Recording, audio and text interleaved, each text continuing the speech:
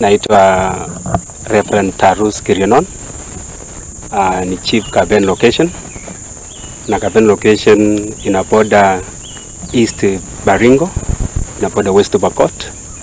It is so unfortunate ya kwamba hii mambo ya banditry imeleta shida to an extent ya kwamba tumepoteza tu watu mashuhuri katika nchi yetu.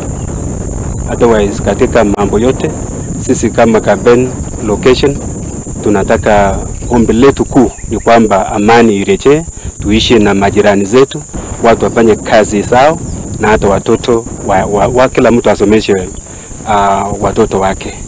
So katika hali yote unajua area hii imekuwa tu prone to banditry, shida imekuwa nyingi.